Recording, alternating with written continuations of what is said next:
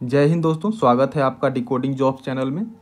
आज यानी 6 नवंबर को बीपीएससी के असिस्टेंट ऑडिट ऑफिसर के सेकेंड पेपर का एग्ज़ाम था, जीएस सेकेंड पेपर का। इसमें जो है कॉम्प्लेक्स टाइप का क्वेश्चन पूछा गया है, यानी कि थियोरेटिकल नहीं बल्कि व्यावहारिक प्रश्न पूछे गए हैं।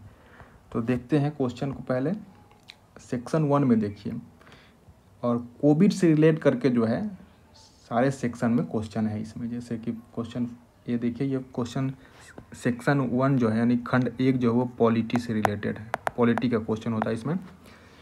कोविड-19 महामारी के समय के विशेष संदर्भ में भारतीय संघवाद की कार्यप्रणाली का परीक्षण, संघवाद की कार्यप्रणाली का परीक्षण करना था और इसके प्रमुख तनाव के क्षेत्रों का वर्णन कीजिए। यह था कोविड-19 से रिलेटेड। ठीक है।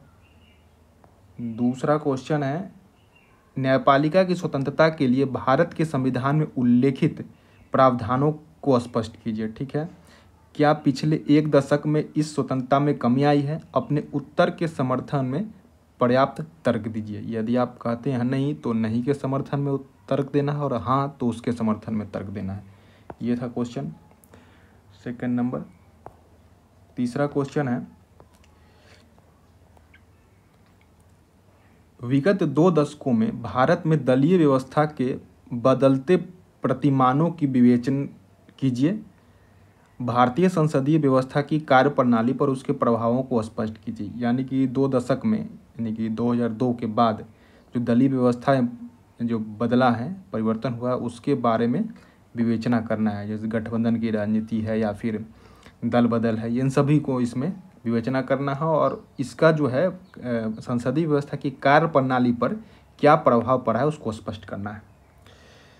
नेक्स्ट क्वेश्चन है, पंचायती राज संस्थाओं में स्वायत्तता एवं नियंत्रण का परीक्षण कीजिए। बिहार के विशेष संदर्भ में इन संस्थाओं को अधिक प्रभावी, सृजनशील और ग्रहणशील बनाने के लिए आप क्या सुझाव देंगे? इसमें भी है स्वायत्तता और नियंत्रण का परीक्षण करना है, और दूसरा भाग जो है प्रश्न का उसमें सुझाव देना है। सेक्शन 2 जो है इसमें आप लोग जानते हैं कि इकोनॉमिक्स और ज्योग्राफी का क्वेश्चन होता है। ज्योग्राफी में भी ह्यूमन ज्योग्राफी या इकोनॉमिकल ज्योग्राफी से ज़्यादा प्रश्न पूछे जाते हैं, फिजिकल ज्योग्राफी नहीं ही पूछता है। रिवर्स माइग्रेशन की स्थिति में बिहार के सम्मुख अनेक आर्थिक चुनौतियां प्रस्तुत की। ठीक है। और कोविड-19 तालाबंदी से उत्पन्न रिवर्स माइग्रेशन के संदर्भ को समझाइए। ठीक है। इसमें क्या है कि जो सबसे पहले इसमें करना था कि आर्थिक चुनौतियां क्या क्या आई, रिवर्स माइग्रेशन यानी कि बिहार में जो लौट कर कामगार या फिर मजदूर आए उसके बारे में पूछा गया है, तो उसकी चुनौतियों को लिखना है, और इसको जो है कोविड-19 से रिलेट करके ही इसको समझाना है। ठीक है। तो ये था क्वेश्चन नंबर 5। इसके बाद क्वेश्चन नंबर 6, भारत की आर्थिक समृद्धि, ठीक है, आर्थिक समृद्धि तथा खाद्य सुरक्षा हेतु कृषि क्षेत्र महत्वपूर्ण है। ठीक है। तो कैसे महत्वपूर्ण है इन दोनों के लिए, ये थोड़ा लिख देना है, और परीक्षण करना है। साथ ही सरकार द्वारा किसानों की आय दुगना करने के कदमों को भी बताइए। पहले तो आय दुगना करने के लिए जो कदम उठाए गए उसको बताना है, और उसका परीक्षण भी करना है, कितना सफलता प्राप्त हुई या नहीं हुई। ठीक है। ये क्वेश्चन नंबर 6 था।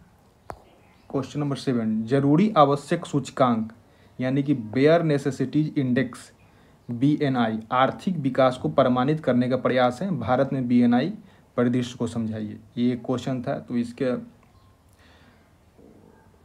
इसके बारे में पहले लिखना होगा कि जरूरी आवश्यकता सूचकांक जो है आर्थिक विकास को कैसे परिमाणित करता है। ठीक है। क्वांटिफाई कैसे करता है, और इसको BNI के परिदृश्य को भी समझाना है। तो ये क्वेश्चन नंबर 7 था। क्वेश्चन नंबर 8 था, भारत सरकार द्वारा किए गए प्रमुख संरचनात्मक सुधारों में उन्नति तथा समृद्धि के अब अद्वितीय अवसर प्रदान किए हैं। ठीक है। भारत में हालिया आर्थिक सुधारों के संदर्भ में इस कथन का आलोचनात्मक मूल्यांकन कीजिए।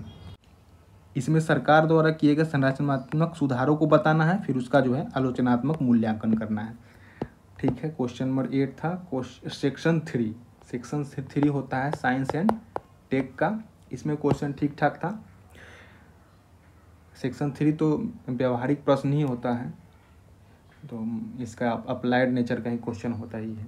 तो इस बार भी उसी तरीके से पूछा है। क्वेश्चन नंबर 9 है कोविड-19, इसमें भी कोविड-19 से पूछा गया है।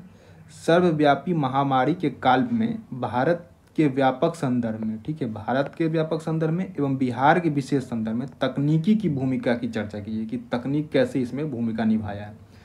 ठीक है, चाहे वो स्वास्थ्य के क्षेत्र में हो, संचार के क्षेत्र में हो, ठीक है, सूचनाओं के आदान प्रदान करने में हो, परिवहन के क्षेत्र में हो, यानी कि जो भी संदर्भ है उसको लेते हुए दोनों में, भारत के और बिहार के संदर्भ में दोनों को लेना है, लिखना है। ठीक है, ये क्वेश्चन नंबर 9 था। क्वेश्चन नंबर 10 है विज्ञान एवं प्रौद्योगिकी ने हमारे जीवन एवं समाज को किस तरह प्रभावित किया है। ठीक है, ये क्वेश्चन हो गया। इंटरनेट एवं संबंधित उपकरणों के संचार एवं संबंधित क्षेत्र में प्रभाव की चर्चा कीजिए। ठीक ठाक, ये ठीक ठाक क्वेश्चन है, जैसे जनरली पूछा जाता है। ये क्वेश्चन नंबर 10 है।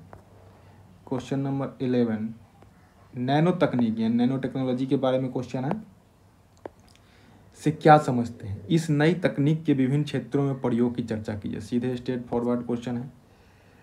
इसके बाद क्वेश्चन नंबर 12 नवीकरणीय ऊर्जा स्रोत क्या है। ये भी ठीक ठाक क्वेश्चन था।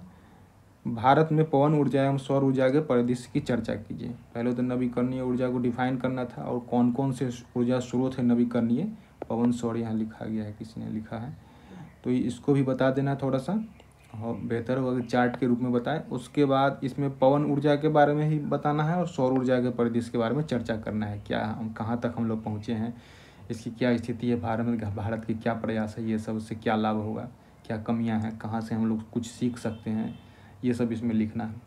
ठीक है, तो क्वेश्चन जो है आप देखे होंगे किस तरह से ये थियोरेटिकल कम था, ये थियोरेटिकल से अप्लाइड की ओर बढ़ा हुआ क्वेश्चन है।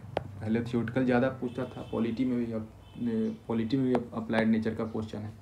ठीक है, तो तैयारी के दायरे को थोड़ा और बढ़ाइए। 67वीं बीपीएससी के लिए ये काफ़ी महत्वपूर्ण हो गया, साथ ही आगे के लिए भी 67वीं 68वीं 69वीं अब बीपीएससी में इसी तरह के प्रश्न पूछने की संभावना है।